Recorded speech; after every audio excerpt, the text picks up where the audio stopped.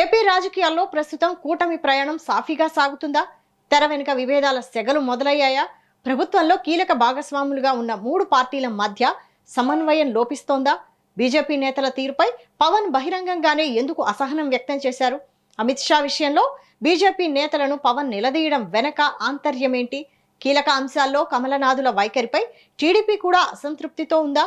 కూటమిలో పదవుల పంపకం నుండి వ్యూహరచన వరకు ఎక్కడ తేడా కొడుతోంది?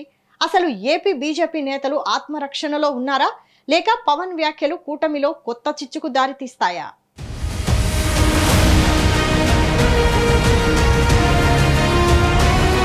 ఏపీలో టీడీపీ కూటమి అధికారంలో ఉంది. ఇందులో పెద్దన్న ఎవరు అంటే డౌటే లేకుండా టీడీపీ అని చెబుతారు.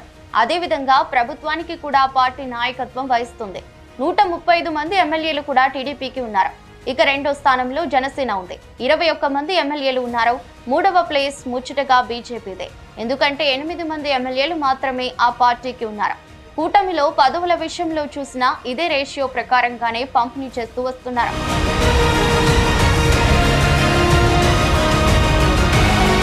ఇక కూటమిలో టీడీపీ జనసేన చాలా సన్నిహితంగా ఉన్నట్లుగా బాహటంగానే కనిపిస్తుంటాయి.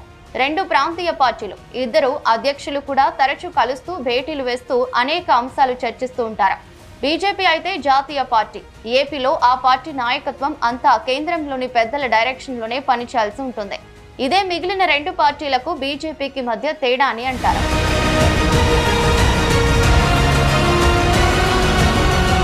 కూటమిలో టీడీపీ జనసేన ఉన్నంత సాన్నిహిత్యంతో బీజేపీ ఉండటం లేదని ప్రచారం అయితే ఉంది. దానికి కారణం బీజేపీ జాతీయంగానే ఆలోచించి నిర్ణయాలు తీసుకోవటం. మరోవైపు చూస్తే కీలక అంశాలతో టీడీపీ జనసేన ఒక్కటిగా ముందుకు పోతున్నాయి. అయితే ఏపీ బీజేపీ నుంచి తగిన సహకారం లభించడం లేదు అన్న బాధ కూడా ఉందని అంటారు. గతంలో శ్రీవారి లడ్డూలలో కల్తీ జరిగిందన్న విమర్శలు కూటమిలో టీడీపీ జనసేన చేసినప్పుడు బీజేపీ అయితే అంతగా రియాక్ట్ కాలేదని గుర్తు చేస్తున్నారు. నిజానికి హిందుత్వకు పేటెంట్ హక్కులు అన్ని బీజేపీకే ఉన్నాయి. కానీ ఎందుకో ఆశించిన స్థాయిలో ఆ పార్టీ అయితే ఈ ఇష్యూని టేకప్ చేయలేదని అంటున్నారు. దాంతో కూటమిలో అప్పటికే ఒక రకమైన అసంతృప్తి ఉందని చెబుతారు. ఆ తర్వాత కూడా అనేక అంశాలలో మరీ ముఖ్యంగా వైసీపీని విమర్శించడంలో టీడీపీ జనసేన ముందుంటే బీజేపీ మాత్రం ఆచితూచి వ్యవహరిస్తోందని అంటున్నారు. అది కూడా కూటమిలోని రెండు పార్టీలకు కొంత ఇబ్బందికరంగా ఉందని అంటున్నారు.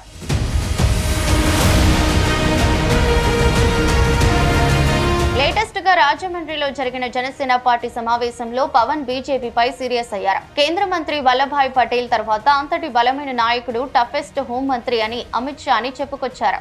కాశ్మీర్ ఇష్యూని ఆయన సెటిల్ చేశారని, పశ్చిమ బెంగాల్లోనూ లా అండ్ ఆర్డర్ విషయంలో గట్టిగా వ్యవహరించారని కొనియాడారు.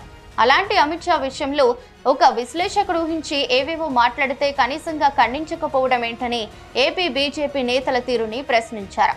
8 మంది ఎమ్మెల్యేలు ఉన్నారు, 3 ఎంపీలు ఉన్నారని, పవన్ అంటూ కేవలం 2 నేతలు మాత్రమే రియాక్ట్ అయ్యారని చెప్పారు. వారికంటే కూడా జనసేన నాయకులే బాగా స్పందించారని అంటూ అమిత్ షాని అంటే మీకేమీ అనిపించలేదా అని బీజేపీ నేతలను ప్రశ్నించారు. పెడితే మనోహర్ గారిని పెట్టాను చాలాసార్లు. మనోహర్ గారి మీద 100 మంది కంప్లైంట్లు, హరిప్రసాద్ గారిని పెడితేనేమో ఆయన మీద ఒక కంప్లైంట్లు. ఆయన ఒక పెద్ద ప్రముఖ దినపత్రికలో పనిచేసి రిటైర్డ్ అయిన వ్యక్తి. ఆయనకి నాకు ఆయన అవసరం ఉంది, కానీ ఆయనకి నా అవసరం లేదు. వాళ్ళందరూ ఇష్టపడి వచ్చారు నాకైతే చేయడానికి. ఇలాంటి వాళ్ళందరినీ కూర్చోబెట్టి మన వాళ్ళే ఇట్లా మాట్లాడుతూ ఉంటే నేనేమనుకున్నానంటే, దీనికి ఫర్ ఎగ్జాంపుల్ ఒక పార్టీ నడపాలి అంటే ఒక మిలిటరీ యూనిట్ నడిపినట్టు డిసిప్లిన్ కావాలి. అలాగే మనం డిసిప్లిన్ ఉంటే తప్ప అలయన్స్లో మనకు బలం రాదు, గుర్తుపెట్టుకోండి. పవన్ ఎప్పుడూ ఇంత బాహటంగా ఏపీ బీజేపీ నేతల తీరుని తప్పు పట్టలేదు. గతంలో ఆయన విపక్షంలో ఉన్నప్పుడు కూడా బీజేపీ జాతీయ నాయకత్వంతోనే ఎక్కువగా టచ్ లో ఉండేవారన్నది చెబుతారు. అయితే కూటమి కట్టి ప్రభుత్వం నడుపుతున్నాక అన్ని విషయాల్లోనూ బీజేపీ భాగస్వామ్యం కూడా ఉండాలి కదా అన్న చర్చ ఉంది. కనీసం తమ నాయకుడిని అన్నా కూడా బీజేపీ నేతలకు పట్టదా అని సూటిగానే పవన్ ప్రశ్నించడం ద్వారా కూటమి పార్టీలకు బీజేపీ మీద ఉన్న అసంతృప్తిని వ్యక్తం చేశారని అంటున్నారు. నిజానికి టీడీపీకి కూడా అనేక అంశాలలో బీజేపీ మీద అసంతృప్తి ఉందని అంటారు.